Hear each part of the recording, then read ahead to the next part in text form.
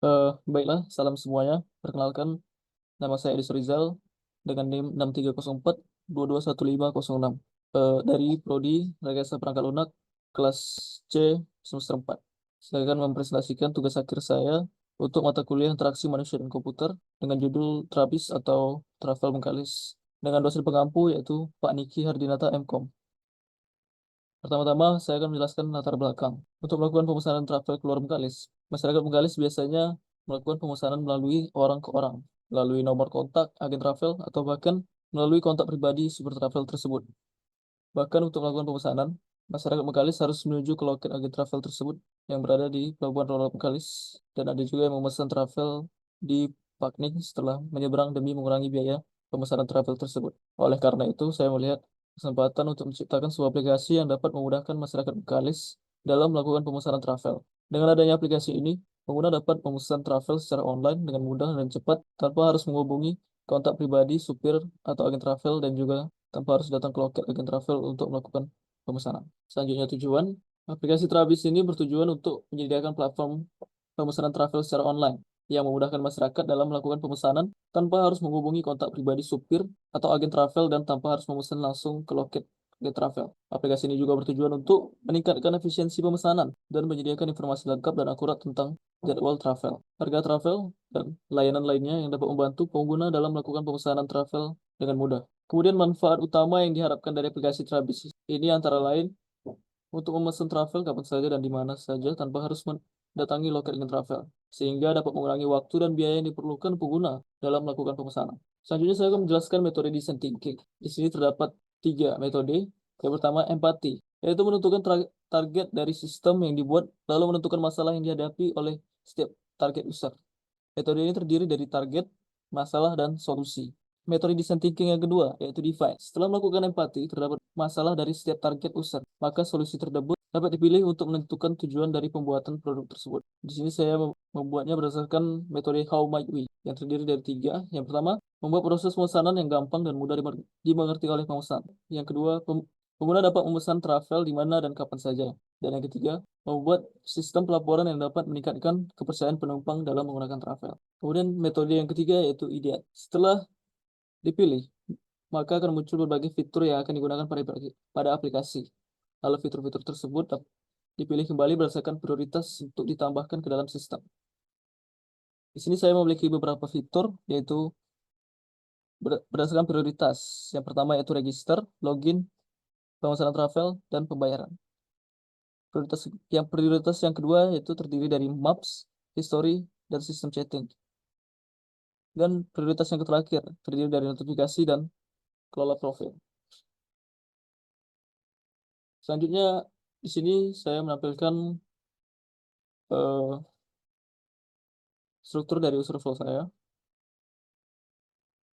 Kemudian di sini saya akan menampilkan bentuk tampilan wireframe yang saya miliki, yaitu terdiri dari tampilan awal aplikasi, kemudian login, registrasi, halaman home, halaman pemesanan, konfirmasi pemesanan, pembayaran, detail pembayaran, profil, notifikasi, chat, dan terakhir map. Kemudian hasil dan pembahasan UX. Di sini UX law yang saya gunakan yaitu Miller's Law, yaitu pertimbangan dapat diwujudkan dalam bentuk desain yang dijelaskan secara bertahap dengan jelas, sehingga membantu pengguna untuk memproses, mengerti, dan mengingat informasi secara mudah yang terdapat pada aplikasi. Yang kedua, tipografi dan coloring. Tipografi yang saya gunakan yaitu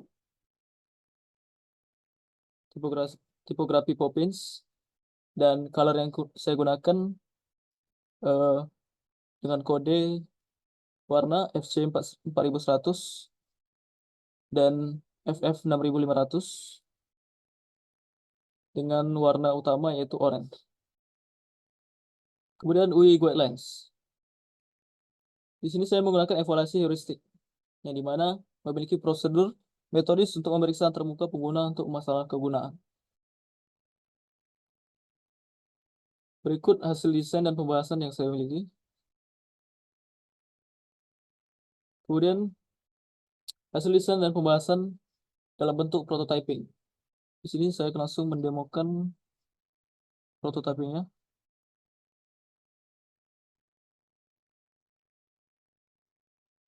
Baiklah, di sini prototyping kita. Yang pertama ada halaman login.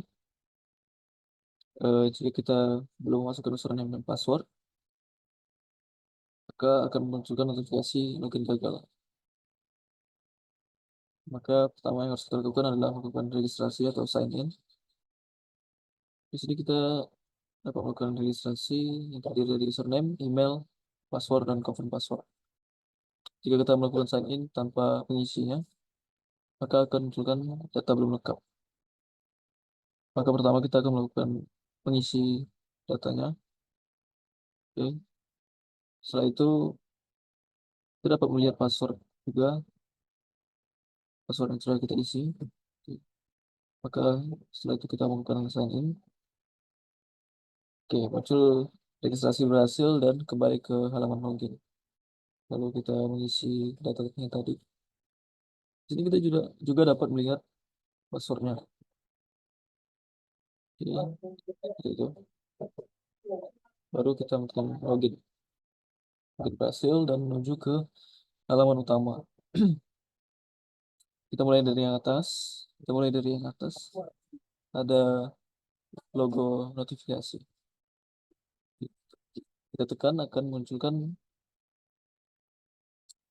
halaman notifikasi yang terdiri dari eh, notifikasi supir sudah tiba.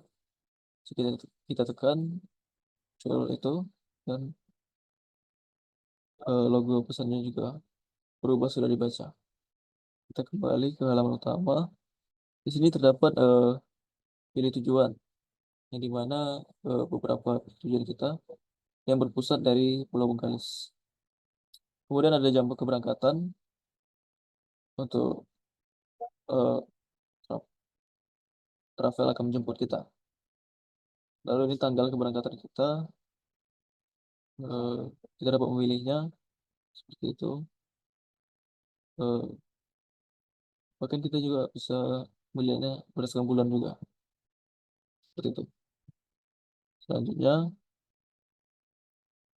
setelah mengisi eh, setelah mengisi tujuan keberangkatan, jam keberangkatan, dan tanggal keberangkatan, selanjutnya kita akan mengisi data pribadi kita. Jika kita memberikan pesan sebelum mengisinya, maka akan muncul data belum terisi. Oleh karena itu, kita mengisi data tersebut terlebih dahulu. Eh, di sini kita juga dapat memilih metode pembayaran yang kita inginkan. Di sini terdapat dua metode, yaitu Dana dan Bank BRI. Selanjutnya kita tekan pesan. Setelah itu muncul total harga travelnya, harga 150.000 dan metode pembayaran yang digunakan. Jika kita melakukan bayar sebelum memasukkan nomor HP atau nomor rekening, maka pembayaran gagal. Oleh karena itu, kita isi terlebih dahulu, dan baru kita bayar. Setelah pembayaran berhasil, maka kita dapat melihat detail pembayarannya. Eh, Terdiri dari eh, waktu kita membayar untuk travelnya, tujuannya, metode pembayaran yang kita gunakan, dan detail lainnya. Setelah itu kita menekan lanjut. Eh, di sini kita dapat melihat map lokasi. Kemudian ada driver kita dan mobil yang digunakan driver kita. Selanjutnya kita dapat menghubungi supir melalui chat. Nah, di sini dapat kita lihat ada percakapan kita dengan supir. Untuk menambah percakapan, kita memberikan pesan seperti ini, lalu kirim. Dan, oke.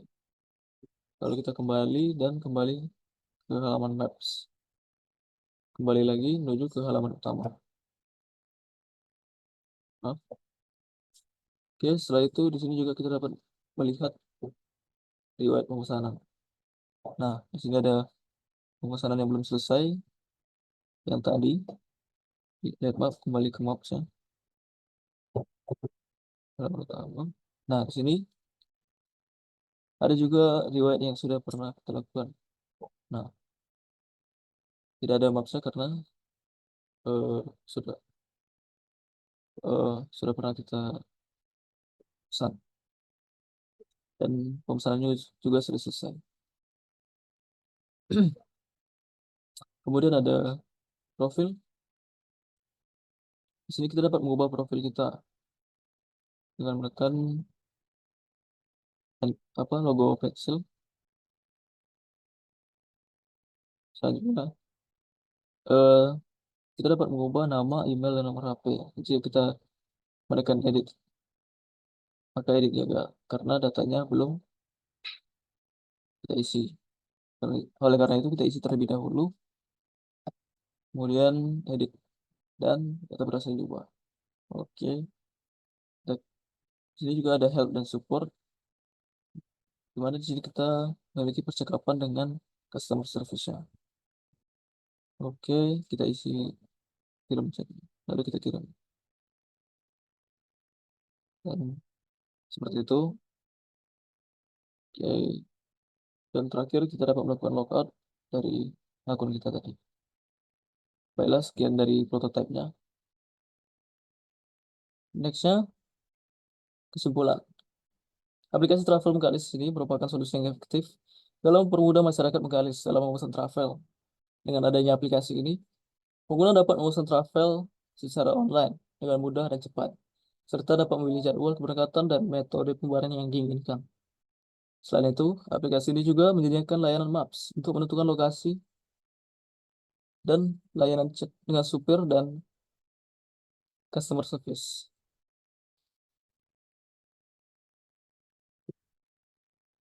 Lalu pengembangan aplikasi Travel Mugalis ini juga dapat mempertimbangkan penggunaan teori-teori dalam interaksi manusia dan komputer atau human computer interaction seperti computer interaction guidelines, UI UX, design process, dan prototype untuk memastikan antarmuka pengguna yang efektif, efisien, dan mudah digunakan. Baiklah, sekian dari presentasi final project untuk mata kuliah interaksi manusia dan komputer saya. Saya tutup dengan terima kasih.